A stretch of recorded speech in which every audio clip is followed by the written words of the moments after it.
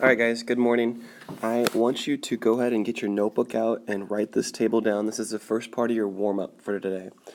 I'm out today. I got to go to another training, the same one I did last week, but day 2 of it. So I'm not going to be in today. I didn't plan on this, but it was a little unexpected. So go ahead and just write this down. And then you're going to be hitting pause throughout this video, please, because I want you to do the work first, and then I'm going to go over how to do it. So go ahead and write this down, hit pause, write it down, and then we're going to move on. Your first step, you should know, is going to be finding the slope. So let's find the slope first. And to do that, we're just going to pick 2 points. I'm going to pick the first 2. And there's no issues here. I really feel you guys all can handle this part.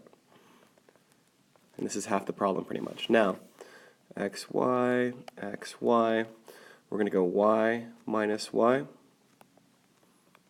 x minus x,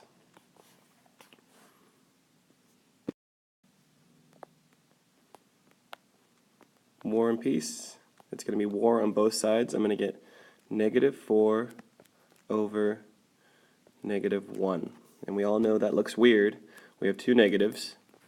Never supposed to have that. It should be +4. Now, underneath this, I want you to start writing this down. I want you to write y equals 4x. Basically, we're missing the y-intercept, but we know what the slope is. We know what the slope is. So I ran out of room, so I'm going to go to the next page for it.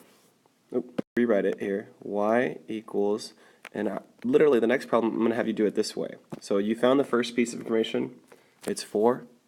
Now go ahead and pick any point from that table. If you look at the table, it's going to be 1, 9. I'm just going to use that first one. And please do this for me. I don't know if I told all the periods. You know this is x and y, but go ahead and label it x equals 1, y equals 9. So you start to get the idea of what we're really doing here. And what we're really doing, you know, this 1 equals x. Where is x in this equation? It's right there. So instead of putting or leaving that as an x, we know what x is. X equals 1. So go ahead and take your 1 and put it where the x is. It's no longer there. We're going to put a 1 there for it. Okay? And in the same respect, we know what y is. What is y?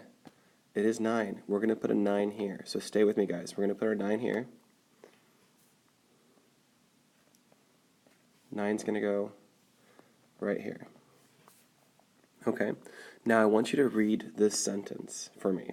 9 equals 4 times 1. 9 equals 4 times 1. And if you actually solve that out, 9 equals 4 times 1. No, 9 does not equal 4. Our whole goal is to make this sentence make sense. How would we say 9 should equal 9? 9 should not equal 4. We have to make the sentence make sense. So in order to get to be 9 equals 9, because that's what we want, what do we have to add to the 4? Sometimes it'll be subtract, but on this one it's going to be adding. And hopefully you can tell that to get from 9, or to get to 9 from 4, you're going to have to add 5. And this adding 5 is now your y-intercept, and you're done with the problem. And that's your equation. And if I erased it a little bit of this here, I can erase, hold on. And now that's the answer to your equation. Watch this video over and over if you need to make sure you kind of get an idea of what's going on. I'm going to do one more. Write down this table.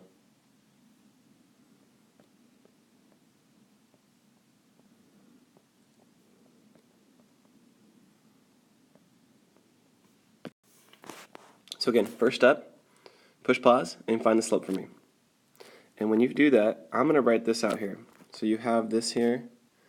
So you know your whole goal is to find the linear equation of this table. That is your whole goal. I can choose any 2 points, go for it. Once you've done your math, you should get y equals, or positive 2x. 2x. That's your slope. So now that you have y equals 2x, I'm going to write it down here. You don't know what your y-intercept is yet. We're going to figure that out. So pay attention. Pay attention right now. I'm going to choose any point I want. And what I'm going to choose, actually, I'm going to choose this one, and I would like you guys to do the same if you haven't. I'm going to choose one. I'm not going to use the one with 0.